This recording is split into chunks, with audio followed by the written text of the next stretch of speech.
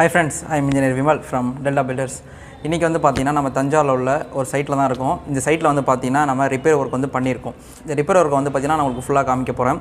என்னென்ன material use பண்ணியிருக்கோம், எப்படியெல்லாம் ஒரு மெத்தடில் இந்த ஒர்க் நம்ம பண்ணியிருக்கோம் அப்படிங்கிறத நான் உங்களுக்கு டீட்டெயிலாக சொல்ல போகிறேன். அதனால் வீடியோவை கடைசி வரைக்கும் ஸ்கிப் பண்ணாமல் பாருங்கள்.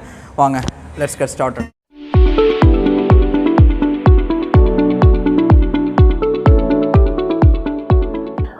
ரிப்பேர் ஒர்க் பண்ணுறதுக்கு முன்னாடி நம்ம முதல்ல பிரேக்கிங் ஒர்க் வந்து பண்ணணும். வால்லையோ அல்லது சீலிங்லேயோ எங்கெங்கே வந்து கிராக் இருக்கோ அதை பார்த்துட்டு கிராக் இருக்கிற இடத்துலாம் நம்ம உடைக்கணும்.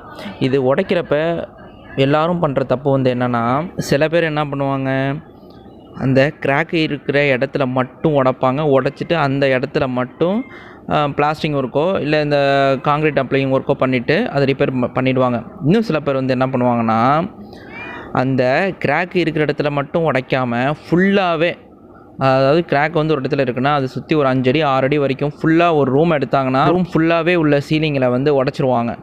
அது மாதிரியும் சில பேர் பண்ணுவாங்க. அது மாதிரி நம்ம பண்ணக்கூடாது, ஓகேவா? நாம் அந்த மாதிரி சீலிங்லேயோ இல்லை வால்லையோ கிராக் இருக்கிறப்ப நம்ம உடைக்க ஆரம்பித்தோம்னா கொஞ்சம் அந்த இடத்துலேருந்து, அதாவது கிராக் இருக்கிற இடத்துலேருந்து ஒரு அடி 1.5 அடி அந்த சரௌண்டிங்கில் மட்டும் நம்ம உடைக்கணும், ஓகேவா? அதுக்கப்புறம் வந்து பார்த்திங்கன்னா அந்த உடைக்கிறது வந்து நின்றுடும்.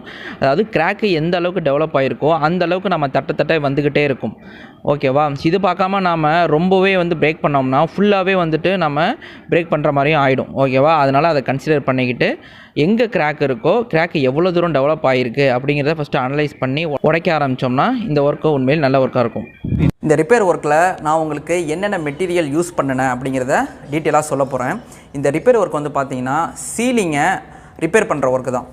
அதாவது இந்த வீட்டில் வந்துட்டு plastering as well as concrete 2 ஆஸ்பெக்ட்லேயும் வந்துட்டு கிராக் வந்து இருந்துச்சு. ஸோ அதை வந்து நம்ம நிவர்த்தி பண்ணுறதுக்கு ஃபஸ்ட்டு பிளாஸ்டிங்கை ரிமூவ் பண்ணிவிட்டு அதுக்கப்புறம் வந்து பார்த்திங்கன்னா காங்க்ரீட் வரும். ஸோ அந்த கிராக்கான காங்க்ரீட்டையும் ரிமூவ் பண்ணிட்டோம்னா நமக்கு வந்து கம்பி தெரியும். தெரிகிற கம்பியில் வந்துட்டு பார்த்திங்கன்னா ஆல்ரெடி அது துரு பிடிச்சிருக்கும். அதனால் நம்ம என்ன பண்ணோன்னா ரஸ்ட் ரிமூவர் அப்படிங்கிற கெமிக்கலை யூஸ் பண்ணி அந்த ரஸ்ட்டை வந்து நம்ம ரிமூவ் பண்ணிடணும். ரிமூவ் பண்ணதுக்கப்புறம் அந்த கம்பியில் வந்துட்டு ஒரு கெமிக்கல் வந்து லே பண்ணணும். அந்த கெமிக்கல் வந்து என்னென்னா ரெட் ஆக்சைடு ப்ரைமர். அதுக்கப்புறம் நம்ம என்ன பண்ண போகிறோம்னா டேமேஜ் ஆன காங்க்ரீட்டை வந்து பார்த்திங்கன்னா நம்ம ஹீல் பண்ணணும். அதுக்கு நம்ம என்ன பண்ணணும்னா சிப்ஸு காங்க்ரீட் வந்து மேக் பண்ணணும். நிறைய இடத்துல வந்து பார்த்திங்கன்னா இப்படி வந்து சீலிங்கில் வந்துட்டு டேமேஜ் ஆகிறத பிளாஸ்டிக் அப்புறம் காங்க்ரீட்டை எடுத்துகிட்டு திருப்பியும் பூசுகிறப்ப என்ன பண்ணுவாங்க, ஒரு 2 இன்ச்சு 3 இன்ச்சு கணத்துக்கு பிளாஸ்டிங்கே வந்து பண்ணிவிடுவாங்க. திரும்பவும் வந்துட்டு காங்க்ரீட் மாதிரி ஒரு லேயர் கொடுக்காம டேரெக்டாகவே பிளாஸ்டிக் வந்து பண்ணிவிடுவாங்க. அது மாதிரி நம்ம பண்ணவே கூடாது. ஏன்னா அது பண்ணோம்னா நமக்கு திரும்பவும் வந்து கிராக்கு தான் வரும், ஓகேவா? ஸோ அதை வந்து அவாய்ட் பண்ணுறதுக்கு தான் நம்ம சிப்ஸு காங்க்ரீட் வந்து நம்ம இதில் அப்ளை பண்ணுறோம். நீங்கள் நினைக்கலாம், ஏன் சிப்ஸு காங்க்ரீட் வந்து மேக் பண்ணுறோம்? சீலிங்கில் வந்து ஆல்ரெடி அது வந்து 20 mm அக்ரிகேட்டோட மிக்ஸ் பண்ண காங்க்ரீட், அதாவது 3/4 ஜல்லி மிக்ஸ் பண்ண காங்க்ரீட் தான் அப்படின்னு சொல்லி நினைக்கலாம். இப்போ வந்துட்டு நம்ம ரிப்பேர் ஒர்க் தான் பண்ணுறோம்.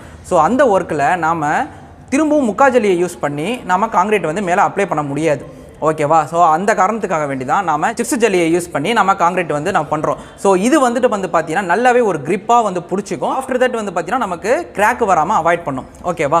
டேமேஜ் ஆன காங்க்ரீட்டில் வந்து பார்த்தீங்கன்னா இந்த சிப்ஸ் காங்க்ரீட்டை வந்து நம்ம அப்ளை பண்ண போகிறோம்.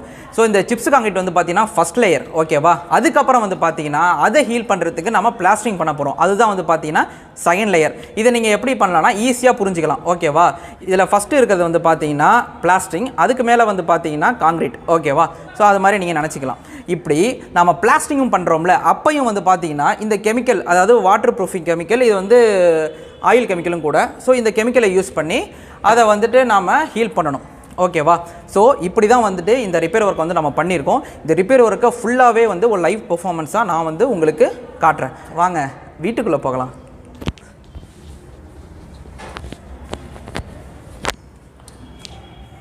ஸோ இதுதான் வந்து பார்த்தீங்கன்னா ஹாலு. இதில் என்ட்ரன்ஸ் ஆன உடனே நமக்கு வந்துட்டு அந்த ரிப்பேர் ஒர்க் பண்ணுறது உங்களுக்கு கண்ணுக்கு தெரியுது, பார்த்தீங்களா? ஸோ இதுதான் வந்துட்டு ஃபஸ்ட்டு ஒர்க். இதில் வந்துட்டு பிளாஸ்டிக்லேயும் கிராக் இருந்துச்சு, காங்க்ரீட்லேயும் கிராக் இருந்துச்சு. நான் ஃபஸ்ட்டு உங்களுக்கு வீடியோட பிஃபோரில் சொன்ன மாதிரி அதை வந்துட்டு நம்ம இப்போ ஹீல் பண்ணிட்டோம், ஓகேவா? அதுக்கப்புறம் வந்து பார்த்தீங்கன்னா இந்த ஹாலோட மிடில் வந்து பார்த்தீங்கன்னா அங்கவும் இதே மாதிரி ஒர்க்கு தான். ஸோ இதை வந்துட்டு நம்ம இந்த வீடியோவில் சொன்ன மாதிரி நம்ம பண்ணியிருக்கோம். ஸோ இப்படி பண்ணுற ஒர்க்கு வந்து பார்த்தீங்கன்னா நமக்கு எத்தனை நாளைக்கு வரும் அப்படின்னு நீங்கள் கேட்டிங்கன்னா கிட்டத்தட்ட ஒரு 8 to 10 வருஷம் வந்து பார்த்தீங்கன்னா தாராளமாக இதுக்கு நம்ம வாரண்டி கொடுக்கலாம். ஓகேவா. ஸோ அதுக்கப்புறம் வந்து பார்த்தீங்கன்னா நம்ம மெயின்டெனன்ஸ் பண்ணுறது பொறுத்து தான். மெயின்டெனன்ஸ் ஒர்க்கு அப்படின்னு நீங்கள் என்னன்னு கேட்டிங்கன்னா, இது எதனால் வந்து கிராக் ஆகிருக்குன்னா வாட்டர் லீக்கேஜால் தான் கிராக் ஆகிருக்கு. ஓகேவா. ஸோ அது வந்துட்டு நம்ம திரும்பவும் இந்த பில்டிங்கில் வராமல் பண்ணணும். அதுதான் மெயின்டெனன்ஸ் ஒர்க்கு. இதை வந்து அவாய்ட் பண்ணோன்னா நாம் இந்த ஃப்ளோருக்கு மேலே நம்ம டைல்ஸ் போட்டு சுத்தமாக வந்துட்டு வாட்டர் லீக்கேஜ் ஆகிறத அரெஸ்ட் பண்ணணும். ஓகேவா. அதை பண்ணிட்டோம்னா இந்த ஒர்க்கை வந்து பார்த்தீங்கன்னா 10 வருஷம் வர்றது ஒரு 12, 13, 15 வருஷம் கூட வரும். ஓகேவா. ஸோ அதுதான் maintenance work. So maintenance work ரொம்பவே முக்கியம் நம்ம ரிப்பேர் ஒர்க்கில். இதில் வந்துட்டு இந்த வீடியோவில் நீங்கள் பார்க்கலாம், இந்த ஹீல் பண்ண அந்த ஏரியாவுக்கு பக்கத்தில் சின்னதாக ஒரு பெயிண்டில் வந்து கிராக் ஓடி இருக்கு. ஸோ இது வந்து பார்க்குறப்ப உங்களுக்கு பிளாஸ்டிக்லேயே கிராக் ஆகிருக்கிற மாதிரி உங்களுக்கு தெரியும். இது வந்து ஆக்சுவலாக பிளாஸ்டிக்லேயே கிராக் வந்து ஆகலை. இது வந்துட்டு பெயிண்டில் தான் கிராக் ஆகிருக்கு. இதை வந்துட்டு நாம் எப்படி ரிப்பேர் பண்ணணும்னா, ரிப்பேர் ஆன ஏரியாவை அப்படியே நாம் எடுத்துடணும். அப்படியே ரப் பண்ணி எடுத்துட்டு அதுக்கப்புறம் வந்து பார்த்தீங்கன்னா இன்னொரு கோட்டு வந்துட்டு சீலிங் ஒயிட் வந்து அடிச்சிட்டோம்னா இது வந்துட்டு உங்களுக்கு க்ளீனாக வந்து உங்களுக்கு தெரியும். ஓகேவா. இந்த ஒர்க்கில் இன்னும் நம்ம ஒர்க் இன்னும் பேலன்ஸ் இருக்குது, பெயிண்டிங் ஒர்க்லாம் இருக்குது. ஸோ இதை வந்துட்டு ஃபுல்லாக உங்களுக்கு ஃபினிஷ் பண்ணி அதையும் உங்களுக்கு ஒரு வீடியோவாக போடுறேன். ஓகே ஃப்ரெண்ட்ஸ், வீடியோ எண்டுக்கு வந்துட்டோம். நம்ம ஒர்க்கு எப்படி இருந்துச்சுன்னு சொல்லி கமெண்ட் செக்ஷனில் லீவ் பண்ணுங்கள். இந்த ஒர்க்கில் வந்துட்டு இன்னொரு முக்கியமான விஷயம் வந்து பார்த்திங்கன்னா க்யூரிங்கிறது ரொம்பவே வந்து ஒரு முக்கியமான விஷயமாக வந்து இருக்கும். இப்போ இந்த மாதிரி ரிப்பேர் ஒர்க்லாம் பண்ணுறோம்ல, அதில் க்யூரிங் பண்ணுறது கொஞ்சம் கஷ்டமாக தான் இருக்கும். சின்ன ஏரியாவாக இருந்துச்சுன்னா நீங்கள் ஸ்ப்ரே பண்ணிடலாம். ஸோ இப்போ நான் உங்களுக்கு காட்டின மாதிரி கொஞ்சம் பெரிய ஏரியாவாக வந்துட்டு இருந்துச்சுன்னா வந்து பார்த்தீங்கன்னா க்யூரிங் பண்ணுறது கொஞ்சம் சிரமமாக தான் இருக்கும். ஒரு மக்கில் வந்துட்டு தண்ணியை நம்ம எடுத்து நம்ம அப்ளை பண்ணுற மாதிரி இருக்கும். பட் ஆனால் கண்டிப்பாக வந்து நம்ம பண்ணியே வந்து ஆகணும். ஓகேவா. சிரமமாக இருக்குதுன்னு சொல்லிட்டு நம்ம விட்டுறக்கூடாது. குறைஞ்சது ஒரு 5 நாள்லேருந்து 7 நாள் வரைக்கும் நம்ம க்யூரிங் வந்து கண்டிப்பாக பண்ணணும். அதுக்கப்புறம் வீடியோட ஸ்டார்டிங்கில் வந்து பார்த்திங்கன்னா நான் உங்களுக்கு கெமிக்கலை பற்றி சொல்லியிருந்தேன். இந்த கெமிக்கல் வந்து பார்த்திங்கன்னா நான் அனலைஸ் பண்ணேன். ஓகேவா. இந்த ஒர்க்குக்கு என்னென்ன கெமிக்கல் யூஸ் பண்ணணும் அப்படிங்கிறத சர்ச் பண்ணி நான் வந்து இந்த கெமிக்கலை யூஸ் பண்ணேன். இந்த கெமிக்கலை தான் வந்துட்டு நீங்கள் வந்து உங்கள் வீட்டுக்கு யூஸ் பண்ணணும் அப்படிங்கிறத நான் சொல்ல வரல. ஓகேவா. ஏன்னா ஒவ்வொரு வேலைக்கும் ஒவ்வொரு வந்து கெமிக்கல் வந்து நமக்கு அதுக்கு வந்து சூட்டபிள் ஆகும்.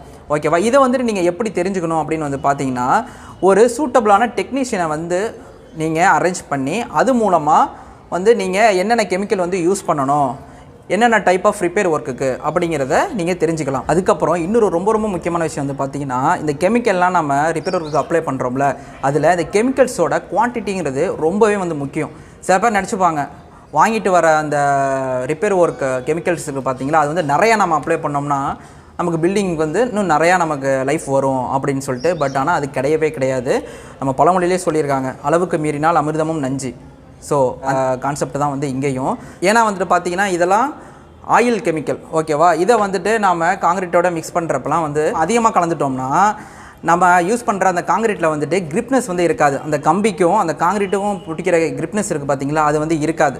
ஓகேவா. ஸோ அதனால தான் சொல்கிறேன், நீங்கள் ஒரு சூட்டபிள் டெக்னீஷியனை வந்து அரேஞ்ச்மெண்ட் பண்ணி அதுக்கப்புறம் பண்ணிங்கன்னா இந்த ஒர்க்கு கண்டிப்பாக நல்ல ஒர்க்காகவே வந்து இருக்கும். ஓகேவா. மேலும் உங்களுக்கு கன்ஸ்ட்ரக்ஷன் சம்மந்தமாக ஏதாச்சும் டவுட்ஸ் இருந்தால் எங்களை காண்டாக்ட் பண்ணுங்கள். அதுக்கப்புறம் வந்து பார்த்தீங்கன்னா ஏதாச்சும் ரிப்பேர் ஒர்க் வந்து உங்கள் ஏரியாவில் இருந்துச்சுன்னா கண்டிப்பாக எங்களை காண்டாக்ட் பண்ணுங்கள். அதுக்கும் நாங்கள் எங்களால் முடிஞ்ச உதவியை பண்ணுறோம். ஓகேவா.